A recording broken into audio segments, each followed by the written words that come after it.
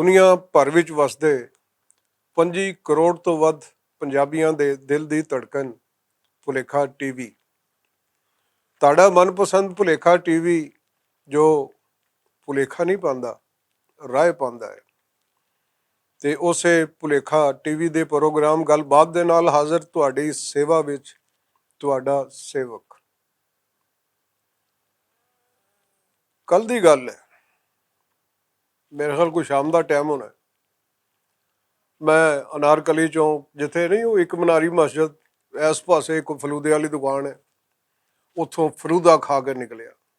ਸੱਜੇ ਹੱਥ ਵੇਖਿਆ ਤੇ ਉੱਥੇ ਇੱਕ ਭਾਈ ਮੂੰਹ ਸਿਰ ਲੁਕੋ ਕੇ ਤੇ ਕੀ ਖਰੀਦ ਰਿਹਾ ਸੀ? ਗੁਟਕਾ ਖਰੀਦ ਰਿਹਾ ਸੀ। ਬੜਾ ਮਸ਼ਕੂਕ ਜਿਹਾ ਲੱਗਿਆ। ਮੈਂ ਕੋਲ ਚਲੇ ਗਿਆ, ਪਛਾਣ ਲਿਆ ਉਸਨੂੰ। ਮੈਂ ਕਿਹਾ ਯਾਰ, ਐਡੀ ਵੱਡੀ ਸ਼ਖਸੀਅਤ ਪਤਾ ਨਹੀਂ ਕਿਵੇਂ ਮੁਸ਼ਕਿਲਾਂ ਦੇ ਨਾਲ ਤਾਰੀਖ ਚੋਂ ਨਿਕਲ ਕੇ ਆਈ ਹੈ ਤੇ ਗੁਟਕਾ ਖਰੀਦ ਰਹੀ ਹੈ। ਉਹਨੇ ਕਿਹਾ ਤੂੰ ਮੈਨੂੰ ਪਛਾਣ ਲਿਆ? ਉਹ ਮੈਂ ਕਿਹਾ ਮੈਂ ਤੈਨੂੰ ਚੰਗੀ ਤਰ੍ਹਾਂ ਪਛਾਣ ਲਿਆ, ਤੂੰ ਲਾਰਡ ਮਾਊਂਟ ਬੈਟਨ ਹੈ, ਆਖਰੀ ਵਾਇਸਰਾਏ ਹਿੰਦ। ਤੇ ਮੈਨੂੰ ਬੜਾ ਅਫਸੋਸ ਹੋਇਆ ਯਾਰ, ਤੂੰ ਚੰਗਾ ਭਲਾ ਕਿਸੇ 5 ਤਾਰਾ ਹੋਟਲ ਤੇ ਜਾ, ਪਾਸਪੋਰਟ ਵਿਖਾ, ਰੰਗ ਬਰੰਗੀਆਂ ਬੋਤਲਾਂ ਲਿਆ, ਮੌਜ ਕਰਦੇ ਮੌਜ ਕਰਾ, ਤੇ ਤੂੰ ਇੱਥੇ ਜਿਹੜਾ ਸਮਗਲਸ਼ੁਦਾ ਗੁਟਕਾ ਜਿਹੜਾ ਉਹ ਲੈ ਕੇ ਕੀ ਕਰਨਾ?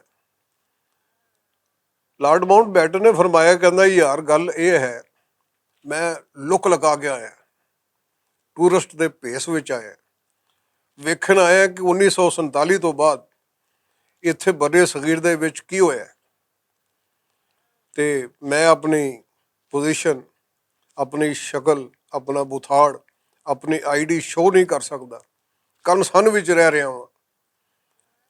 ਤੇ ਮੈਂ ਸੋਚਿਆ ਚਲੋ ਜਾਂਦਿਆਂ ਜਾਂਦਿਆਂ ਜਿਹੜਾ ਇੱਥੋਂ ਗੁਟਕਾ ਖਰੀਦ ਕੇ ਫੇਫੜੇ ਫਾੜ ਲਈਏ।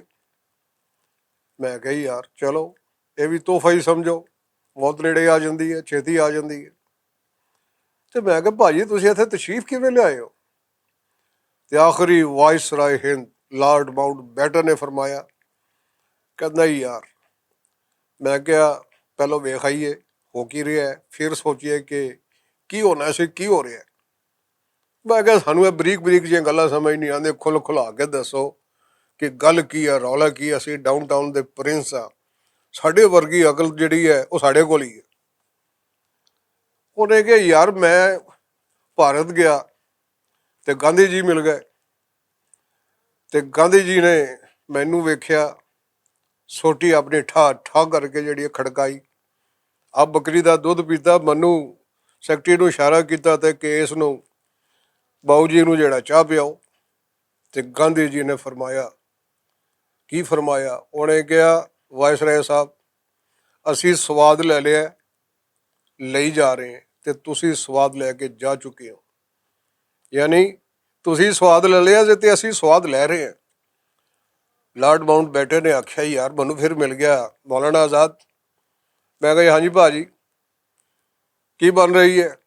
ਮੌਲਾਨਾ ਨੇ ਕਸ਼ਮੀਰ ਵੱਲ ਉਂਗਲੀ ਕੀਤੀ, ਕਹਿੰਦਾ ਹੋਰ ਚੁੱਪੋ, ਨਾ ਕੱਖ ਰਿਹਾ ਨਾ ਤਿਲਾ ਰਿਹਾ, ਤੁਸੀਂ ਯਾਰ ਕੋਈ ਚੰਗਾ ਕੰਮ ਨਹੀਂ ਕੀਤਾ। ਉੱਥੋਂ ਦੁਖੀ ਹੋ ਗਏ ਯਾਰ, ਮੈਂ ਪਾਕਿਸਤਾਨ ਆ ਗਿਆ। ਮੈਂ ਕਿਹਾ ਬਸ ਹੁਣ ਵਾਪਸ ਹੀ ਚਲੀਏ ਜਿਹੜਾ। ਮੈਂ ਕਿਹਾ ਤੇ ਪਾਕਿਸਤਾਨ ਕਿਸੇ VIP ਨੂੰ ਨਹੀਂ ਮਿਲਣਾ, ਸਾਡੇ ਰੰਗੇ ਬੜੇ VIP ਫਿਰਦੇ ਨੇ ਯਾਰ। ਉਹਨੇ ਕਹਿੰਦੇ ਤੁਸੀਂ ਆਵਾਮ ਹੋ, ਪਬਲਿਕ ਹੋ, ਅਸੀਂ ਜ਼ਰਾ ਥੋੜ੍ਹੇ ਜਿਹੇ ਉੱਚੇ ਜਿਹੇ ਲੈਵਲ ਦੇ ਲੋਕ ਆ, ਹਾਈ ਜੈਂਟਰੀ ਦੇ ਲੋਕ ਆ, ਉੱਚੇ ਲੋਕਾਂ ਨਾਲ ਮਿਲਣੇ ਆ। ਤੇ ਮੈਂ ਕਿਹਾ ਤੁਸੀਂ ਕਿਹਦੇ ਨਾਲ ਮਿਲਣਾ? ਅਗਰ ਮੈਂ ਜਾਣ ਲੱਗੇ ਬਾਬਾ ਪਾਕਿਸਤਾਨ ਕਾਇਦੇ ਆਜ਼ਮ ਸਾਹਿਬ ਨੂੰ ਮਿਲਣਾ ਚਾਹੁੰਦਾ। ਤੇ ਮੈਂ ਕਿਹਾ ਫਿਰ ਹੋਈ ਮੁਲਾਕਾਤ ਬਾਬਾ ਜੀ ਨਾਲ। ਕਹਿੰਦਾ ਯਾਰ ਮੈਂ ਜਿਹਨੂੰ ਵੀ ਕਹਿਣਾ ਯਾਰ ਮੈਨੂੰ ਮੇਰੀ ਬਾਬਾ ਜੀ ਨਾਲ ਮਿਲਾਓ, ਮੈਂ ਜਨਾਬ ਕਾਇਦੇ ਆਜ਼ਮ ਸਾਹਿਬ ਨੂੰ, ਜਨਾਬ ਜਿਨਾਹ ਸਾਹਿਬ ਨੂੰ ਸਲਾਮਤ ਕਰਨਾ ਚਾਹੁੰਦਾ, ਉਹਦੇ ਨਾਲ ਕੋਈ ਸਲਾਹ ਮਸ਼ਵਰੇ ਕਰਨਾ ਚਾਹੁੰਦਾ, ਤਬੀਅਤ ਦਾ ਹਾਲ ਪੁੱਛਣਾ ਚਾਹੁੰਦਾ। ਤੇ ਅੱਗੋਂ ਲੋਕ ਪਤਾ ਕੀ ਕਹਿੰਦੇ ਨੇ? ਉਹ ਕਹਿੰਦੇ ਸਾਨੂੰ ਉਹ ਨੋਟ ਵਿਖਾਓ ਜਿਸ 'ਤੇ ਬਾਬਾ ਜੀ ਦੀ ਫੋਟੋ ਛਪੀ। ਹੁਣ ਮੈਨੂੰ ਸਮਝ ਨਹੀਂ ਆਉਂਦੀ ਕਿ ਬਰਾਸਤਾ ਫੋਟੋ ਜਿਹੜਾ ਹੈ ਇਹ ਬਾਬਾ ਜੀ ਦੇ ਕੁਪੜਨ ਦੇ ਰਸਤੇ ਲੱਭ ਗਏ ਨੇ ਇੱਥੇ ਲੋਕਾਂ ਨੂੰ। ਉਹ ਮੈਂ ਕਿਹਾ ਛੱਡੋ ਲਾਰਡ ਮਾਊਂਟ ਬੈਟਨ ਸਾਹਿਬ, ਠੀਕ ਹੈ ਤੁਸੀਂ ਆਖਰੀ ਵਾਇਸਰਾਏ ਹੋ ਹਿੰਦ ਹੋ, ਪਰ ਅਸੀਂ ਵੀ ਅੱਜ ਕੱਲ੍ਹ ਦੇ ਵਾਇਸਰਾਏ ਪਾਕਿਸਤਾਨ, ਡਾਊਨ ਟਾਊਨ ਦੇ ਅਸੀਂ ਵਾਇਸਰਾਏ ਹਾਂ। ਤੇ ਮੈਂ ਕੋਈ ਜੁਗਾੜ ਲਾਣਾ ਕਿ ਤੁਹਾਡੀ ਬਾਬਾ ਕੌਮ ਦੇ ਨਾਲ ਕਿਸੇ ਤਰੀਕੇ ਨਾਲ ਮੁਲਾਕਾਤ ਹੋ ਸਕੇ। ਪਰ ਇਹ ਹੈ ਕਿ ਕੋਈ ਮੁਸ਼ਕਲ ਜੀ ਹੈ, ਲੇਕਿਨ ਉਹਦਾ ਇੱਕ ਹੱਲ ਜਿਹੜਾ ਹੈ ਉਹ ਤਿੰਨੀ ਮਿੱਟੀ ਮੇਰੇ ਹੁਣੇ ਸ਼ੈਤਾਨੀ ਜ਼ਿਹਨ ਦੇ ਵਿੱਚ ਆਇਆ ਹੈ। ਉਹ ਹੱਲ ਇਹ ਹੈ ਕਿ ਤੁਸੀਂ ਚਿੱਠੀ ਦਿਓ। ਮੈਂ ਮਜ਼ਾਰੇ ਕੱਚ ਦੇ ਲਾਗੇ ਤਾਗੇ ਕੋਈ ਆਪਣੇ ਉਹ ਬਕਸਾ ਨਹੀਂ ਹੁੰਦਾ ਲਾਲ ਜਿਹਾ ਜਾਂ ਕਿਤੇ ਖਤ ਖੁਦ ਸੁੱਟੀ ਦੇ ਲੈਟਰ ਬਕਸ, ਮੈਂ ਉਹਦੇ 'ਚ ਅੱਗੇ ਤੁਹਾਡੀ ਚਿੱਠੀ ਪਾ ਦਿਆਂਗੇ। ਹੋ ਸਕਦਾ ਕੋਈ ਫਿਲਮੀ, ਜਿਵੇਂ ਫਿਲਮਾਂ ਦੇ ਵਿੱਚ ਨਹੀਂ ਡਾਕੀਆ ਸਾਈਕਲ ਤੇ ਟਲੀਆਂ ਮਾਰਦੇ ਜਾਂਦੇ ਗੀਤ ਗਾਉਂਦੇ ਜਾ ਰਹੇ ਹੁੰਦੇ ਨੇ, ਕੋਈ ਐਸੀ ਫਿਲਮੀ ਡਾਕੀਆ ਜਿਹੜਾ ਡਾਕ ਕੱਢੇ ਤੇ ਡਾਇਰੈਕਟ ਬਾਬਾ ਜੀ ਨੂੰ ਪਹੁੰਚਾ ਦੇ। ਫਿਰ ਮੈਨੂੰ ਖੁੜਕੀ, ਮੈਂ ਕਿਹਾ ਤੁਸੀਂ ਇਹ ਦੱਸੋ ਕਿ ਤੁਸੀਂ ਬਾਬਾ ਜੀ ਨੂੰ ਕੋਈ ਸੁਣਿਆ ਦੇਣਾ ਜਾਂ ਕੋਈ ਉਹਨਾਂ ਕੋਲੋਂ ਪੈਗਾਮ ਲੈਣਾ ਜਾਂ ਕੀ ਗੱਲਬਾਤ ਕਰਨੀ ਹੈ, ਕੋਈ ਸੀਕਰਟ ਜਿਹਾ ਕੰਮ ਤੇ ਨਹੀਂ। ਉਹਨੇ ਕਿਹਾ ਬਹੁਤ ਸੀਕਰਟ ਮੈਸੇਜ ਹੈ ਤੇ ਸੋਰਸ ਆਫ ਇਨਫੋਰਮੇਸ਼ਨ ਨਾ ਦੱਸਣ ਦੀ ਬੁਨਿਆਦ ਤੇ ਮੈਂ ਸਿਰਫ ਤੈਨੂੰ ਦੱਸ ਰਿਹਾ ਕਿ ਮੈਂ ਜਨਾਬ ਜਿਨ੍ਹਾਂ ਸਾਹਿਬ ਤੋਂ ਪੁੱਛਣਾ ਕੀ ਹੈ। ਮੈਂ ਕਿਹਾ ਦੱਸੋ, ਫਰਮਾਓ। ਸਮਝ ਲਓ ਕਿ ਅਸੀਂ ਇੱਕ ਕੰਨ 'ਚ ਪਾਈ ਤੇ ਦੂਏ ਕੰਨ 'ਚ ਉੱਗ ਗਈ। 75 ਸਾਲਾਂ ਤੋਂ ਸਾਡਾ ਕੰਮ ਹੀ ਇਹ ਹੈ। ਉਹਨੇ ਕਿਹਾ ਮੈਂ ਜਨਾਬ ਮੁਹੰਮਦ ਅਲੀ ਜਿਨ੍ਹਾਂ ਸਾਹਿਬ ਤੋਂ ਇਹ ਦਰਿਆਫਤ ਕਰਨਾ ਸੀ ਕਿ ਯਾਰ ਇਹ ਇਸ ਕੌਮ ਦੇ ਪਿੱਛੇ ਤੁਸੀਂ ਸਾਨੂੰ ਜਿਹੜਾ ਕੰਨੋਂ ਫੜ ਕੇ ਬਾਹਰ ਕੱਢਿਆ, ਇਸ ਕੌਮ ਦੇ ਪਿੱਛੇ ਸਾਨੂੰ ਇੱਥੋਂ ਜਿਹੜਾ ਸੱਪ ਵਲੇਟਣ ਤੇ ਮਜਬੂਰ ਕੀਤਾ, ਇਸ ਕੌਮ ਦੇ ਪਿੱਛੇ ਜਿਹਨੂੰ 75 ਸਾਲਾਂ ਤੋਂ ਇਹੀ ਪਤਾ ਨਹੀਂ ਲੱਗਿਆ ਕਿ ਇਹ ਕੌਮ ਵੀ ਹੈ ਕਿ ਨਹੀਂ ਹੈ। ਵੇਖ ਨਹੀਂ ਰਿਹਾ ਕਿਵੇਂ ਡੁੱਬ ਰਿਹਾ ਸਾਰਾ ਕੁਛ, ਤੇ ਕਿਸੇ ਨੂੰ ਕੋਈ ਪਰਵਾਹੀ ਕੋਈ ਨਹੀਂ। ਜਿਨ੍ਹਾਂ ਨੂੰ ਪਰਵਾਹ ਹੈ ਉਹਨਾਂ ਨੂੰ ਸਿਲੀ ਜਾਂ ਸਤਾਇਸ਼ ਦੀ ਤਮੰਨਾ ਹੀ ਕੋਈ ਨਹੀਂ। ਤੇ ਬਾਕੀ ਜਿਹੜੀ ਕੌਮ ਹੈ ਇਹ 75 ਸਾਲਾਂ ਤੋਂ ਉਹਨੂੰ ਪਤਾ ਹੀ ਨਹੀਂ ਚੱਲ ਰਿਹਾ ਕਿ ਕੌਮ ਵੀ ਹੈ ਕਿ ਨਹੀਂ ਹੈ।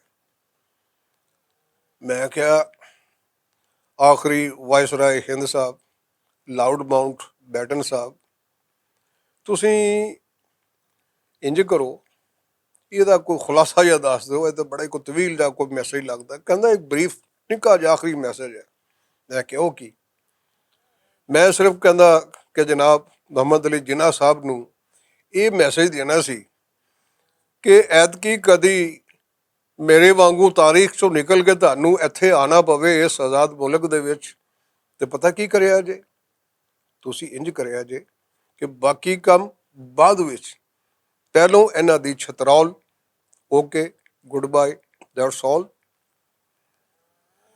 ਗੱਲ ਨਿੱਕੀ ਜਿਹੀ ਯਾਰ, ਫਰੂਕਾ ਕੀ ਬਣੇਗਾ ਇਸ ਦੁਨੀਆ ਦਾ? ਮੈਨੂੰ ਤੇ ਕੋਈ ਸਮਝ ਨਹੀਂ, ਤੁਹਾਨੂੰ ਹੈ ਜੇ ਸਮਝੋ ਤੇ ਸਮਝਾਓ, ਕਹਾਣੀ ਬੰਨੇ ਲਾਓ। ਗੱਲ ਨਿੱਕੀ ਜਿਹੀ ਯਾਰ, ਫਰੂਕਾ ਕੀ ਬਣੇਗਾ ਇਸ ਦੁਨੀਆ ਦਾ? ਗੱਲ ਨਿੱਕੀ ਜਿਹੀ।